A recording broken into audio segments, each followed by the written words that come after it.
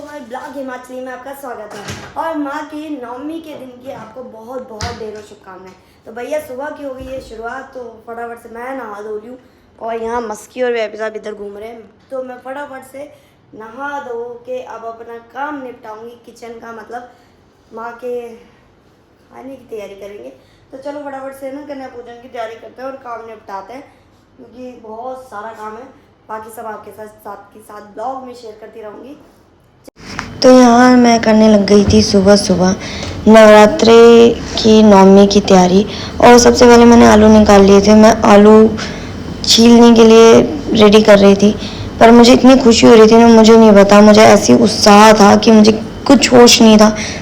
मुझे सिर्फ इतना था कि मैं माँ का खाना बना रही हूँ, माँ की कंजकाओं को खाना खिलाना है, मुझे नौवीं का व्रत खोलना है। ऐसा मुझे कोई क्रेज़ नहीं था कि मेरे को फास्ट खोलना है या कोई फास्ट को खोलने के लिए मुझे बहुत ज़्यादा उत्सुकता हो रही थी या मुझे बहुत भूख लग रही थी। ऐसा कुछ भी नहीं था मेरे अंदर, मतलब मुझे नहीं पता, मैं उस टाइम होश सी में नहीं थी। और मुझे सिर्फ इतना याद था कि मैं माँ के लिए खाना बना रही हूँ, मेरी महामाई आने वाली है।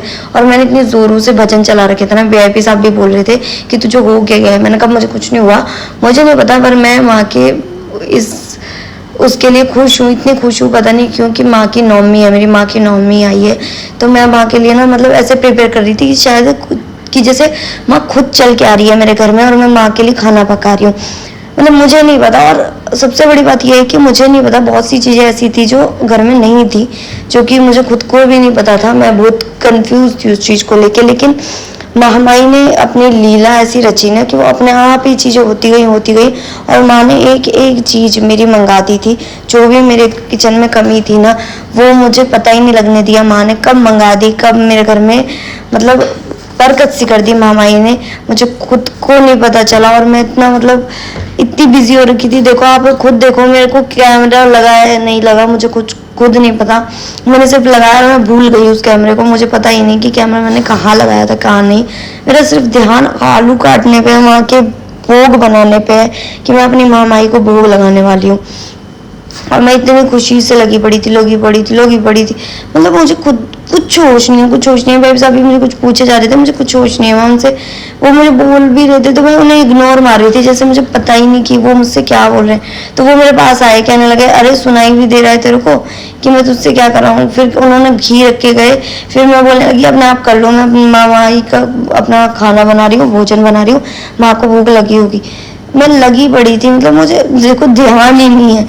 सारी चीज़ें करके मैं मतलब ममता होना, माई के लिए प्यार होना, तो ऐसा होना चाहिए, मुझे ऐसा लगता है। तो मैंने ना माई का भोजन बहुत दिल से बनाया। मुझे उस टाइम कुछ नहीं पता कि मैं कैसा बनेगा, कितना मसाला पड़ा, क्या पड़ा, नहीं कुछ नहीं पता, कुछ भी नहीं पता। बस अपने बेहोशी में महामाई का गुणगान किए जा रही हूँ और माँ का नाम लिए जा रही हूँ, गाने सुने जा रही हूँ, भजन सुने जा रही हूँ और लगी पड़ी हूँ। मतलब ये होती है भक्ति कि महामाई के, मतलब महामाई के गुणगान में इतने गुम हो जाओ कि आपको कुछ होश ही ना रहे कि आप कर क्या रहे हो। फिर उसके बाद वीआईपी साहब मेरे पास आए कि घी भी कर दे, मुझे घी की ज़रूरत है। मैंने बोला कोई बात नहीं, कर देती हूँ, 2 मिनट रुक जाओ, अभी कर देती हूँ, आप सामान ले लो जो आपको लेना है। फिर उसके बाद मैंने फटाफट से ना कुकर चढ़ा दिया था और उसमें चने वने रख दिए थे। यहाँ मैं आटा गूंदने लग गई थी, मतलब एक काम निपटी थी, बस आटा वाटा आलू काट लिए थे, एक तरफ चने रख दिए थे, एक तरफ मैं आटा गूंदने लग गई थी। फटाफट से मैंने ना आटा गूंदने के लिए तैयारी कर ली थी। मैंने कहा एक एक चीज़ करती रहूँगी तो जल्दी जल्दी हो जाएगी। मतलब ऑलमोस्ट 1 आवर्स भी कम लगा, मतलब कह सकते हो 1 आवर भी नहीं लगा मुझे खाना वाना बनाने में। और मैं लगी पड़ी थी, आटा फटाफट से गूंद रहे थे। वहाँ वीआईपी साहब कह रहे थे अरे सुन ले मेरी भी, घी कर दे।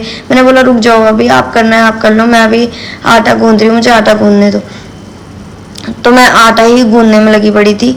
और फिर मैंने ना फटाफट से आटा गूंद लिया था, आटा प्रिपेयर कर लिया था, क्योंकि ऑब्वियसली बात है पूड़ी बनानी थी तो आटा ना थोड़ा सा नरम सा हो जाता है। क्योंकि मेरा हाथ से ना हमेशा टाइट ही आटा गूंदता है, पता नहीं मेरी आदत ही ऐसी है या मेरे को आदत है ऐसा करने की, मुझे नहीं पता, पर हमेशा टाइट ही गूंदता है। वहाँ भी सब बोले जा रहे थे, गुस्सा हो रहे थे कि अरे बहन कर दे ऐसे कह रहे थे।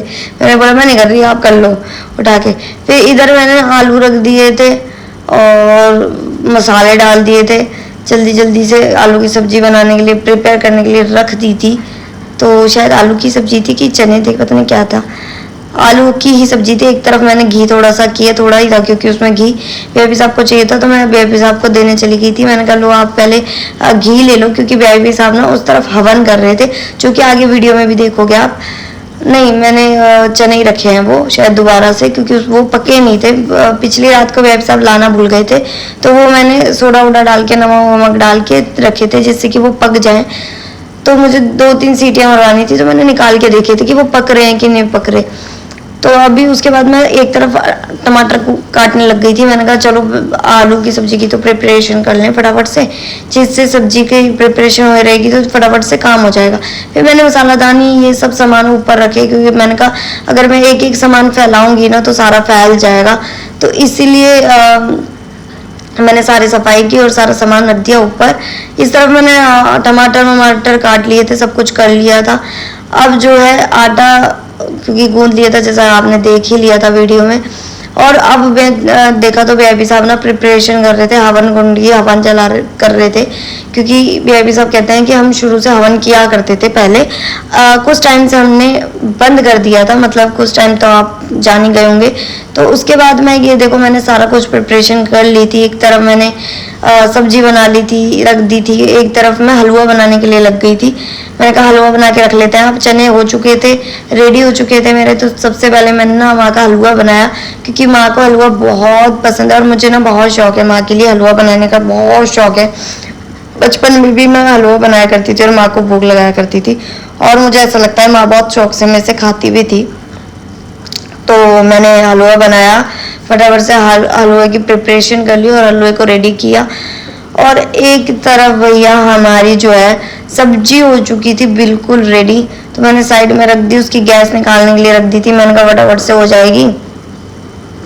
और आप लोग देखना, अभी हलवा प्रिपेयर करते करते करते करते भैया मेरा तो हालत हो गई थी, खराब नाजुक सी हालत हो गई थी मेरी।